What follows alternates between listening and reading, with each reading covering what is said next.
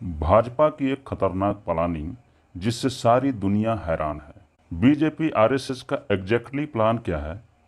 अगर ये मैसेज समझ में आ जाए और जनता का भला चाहते हो तो प्लीज़ इसे आगे शेयर करें।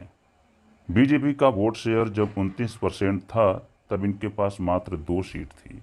30% वोट शेयर करने पर इनके पास 89 सीट हो गई। 31% पर इनके पास 112 सीट हो गई। 32% वोट शेयर पर उनके पास 189 सीट हो गई। 33% वोट शेयर करने पर इनके पास 282 सीट हो गई और 34% वोट शेयर करने पर इन्हें मिली पूरी 303 सीट। 303 यानी 303 का नाम तो सुना होगा आपने। और बीजेपी आरएसएस को समझ आ गया है कि उनका वोट बैंक 32% ही है और जो बाकी 2% अलग से मिला है वह झूठ और मक्कारी से मिला है, जिसे समझते तो सब हैं। आखिर ऐसा क्या कैलकुलेटेड गणित है, पर प्रमाणित कोई नहीं कर सकता, क्योंकि चुनाव आयोग इनका पूरा साथ देता है। और अब यह झूठ का माया जाल टूट रहा है। मतदाता इनसे अलग हो रहा है और इनकी इस गद्दारी चाल को समझ रहा है। ऐसे में बीजेपी को 2024 से पहले चाहिए 3% अलग से वोट, लगभग 5 करोड़ नए वोटर, और यह नए वोटर विदेश से लेकर आएंगे। आरएसएस का बुनियादी प्लान यह है कि संसार में जहां भी हिंदू है उसको इसराइल की तरह भारत में लाकर बसाया जाए, और ऐसे बसाया जाए कि उसके सहारे ज़्यादा से ज़्यादा सीटें जीता जा सके। इसके लिए बीजेपी या आरएसएस ने 5 देशों का चयन किया है: इंडोनेशिया, मलेशिया, बांग्लादेश, पाकिस्तान और अफगानिस्तान। अब इन देशों से लोगों को लाकर यहाँ बसाने से पहले 2 बड़े काम करना है। भारत में उनको रहने के लिए मकान बनाना होगा, क्योंकि यहाँ जनसंख्या पहले से इतना ज़्यादा है तो बाहर के लोगों को यहाँ की नागरिकता नहीं दे पाएंगे। इसलिए उनको लाने से पहले यहाँ जगह खाली करनी होगी, और यह करने के लिए सीएए, एनपीआर और एनआरसी प्लान किया गया है। इन देशों में रहने वाले लोगों को कुछ स्पेशल फैसिलिटी देना होगा ताकि वह लालच में वहाँ से यहाँ आए। जैसे उदाहरण के तौर पर बना बनाया घर, व्यापार, कारखाना, दुकान इत्यादि। इसका पहला फेज बीजेपी ने लॉन्च कर दिया है, जिसके अंतर्गत पाकिस्तान, बांग्लादेश, अफगानिस्तान के गैर मुस्लिमों को नागरिकता दी जाएगी। दूसरे फेज में सीएए का कानून इंडोनेशिया और मलेशिया के लिए भी तैयार किया जाएगा, और यहाँ जितने भी हिंदू हैं उन्हें भी भारत लाकर बसाया जा सकता है। इन देशों में हिंदू जनसंख्या कितनी है? इंडोनेशिया में 1.8 करोड़, बांग्लादेश में 1.7 करोड़, पाकिस्तान में 80 लाख, मलेशिया में 18 लाख। और अफगानिस्तान में जब युद्ध आरंभ हुआ तो तब वहाँ से ज़्यादातर हिंदू भागकर पहले ही भारत में आ गए थे। कुल मिलाकर 5 करोड़ हिंदुओं को दूसरे देश से लाकर भारत में बसाने का प्लान है। अब 5 करोड़ हिंदुओं को नौकरी, घर, व्यापार देने के लिए यहाँ भारत से 8 से 10 करोड़ लोगों को बेघर करना होगा। इसलिए आरएसएस बीजेपी के प्लान में है एनपीआर, नेशनल पॉपुलेशन रजिस्टर, और दूसरा NRC, national citizenship register.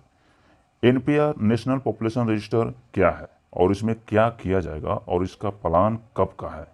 NPR के अंतर्गत से देश में रहने वाले हर नागरिक का एक बायोडाटा तैयार किया जाएगा। एग्जाम्पल के लिए उसकी घर का पता, घर में कितने लोग हैं, वह कारोबार क्या करते हैं, घर पक्का है या कच्चा, घर 1 फ्लोर का है या 2 फ्लोर का, और फिर इस बायोडाटा को आधार से लिंक कर दिया जाएगा।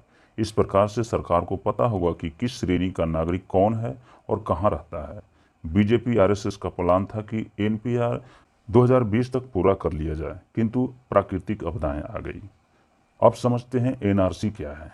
NRC, national register of citizenship, के अंतर्गत सरकार का एक कट ऑफ तारीख बताएगा, और इस देश के हर नागरिक को अपनी नागरिकता उस कट ऑफ तारीख से प्रूफ करना होगा। अगर यह तारीख 1951 होगा तो हम सबको 1951 के कागजात से प्रूफ करना होगा कि हमारे बाप दादा तब से इस देश के नागरिक थे।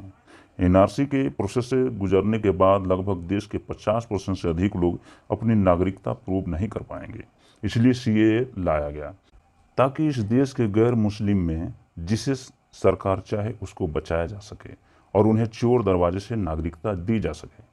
इन जनरल, सीएए, एनपीआर और एनआरसी से इस देश के अल्पसंख्यक, मुस्लिम, दलित और सेक्युलर लोगों को परेशान किया जाएगा।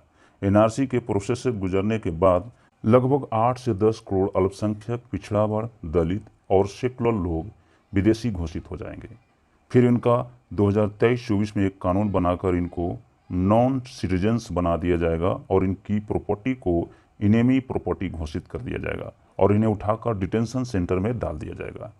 एनआरपी के अंतर्गत सरकार ने जो बायोडाटा बनाया होगा उससे उन्हें पता लग जाएगा किसका घर और कारोबार कहाँ है और फिर उसे सरकार अपने कब्जा में ले लेगी और फिर यही प्रॉपर्टी और घर दुकान बाहर से आने वाले हिंदुओं को फ्री में दिया जाएगा और उन्हें यहाँ बसाया जाएगा। अगर किसी को यह लगता है कि ऐसे कैसे सरकार हमारी प्रॉपर्टी को सील कर देगी, तो उन्हें उत्तर प्रदेश के सीएम योगी के फार्मूला को समझना होगा।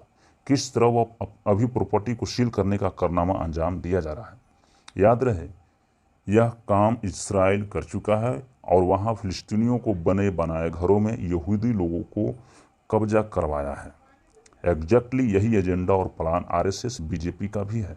इसलिए सीए का भी बायोकाट करें, एनपीआर जब हो तब अपना बायोडाटा भी सरकार को ना दें और एनआरसी के प्रोसेस में भी भाग ना लें। समझें, ऐसे बनेगा हिंदू राष्ट्र। इस स्क्रिप्ट को बहुत से न्यूज को पढ़कर दिमाग खपाकर यूपी के एडवोकेट राजेंद्र वर्मा द्वारा तैयार किया गया है। यह भारत की जनता के हित में है।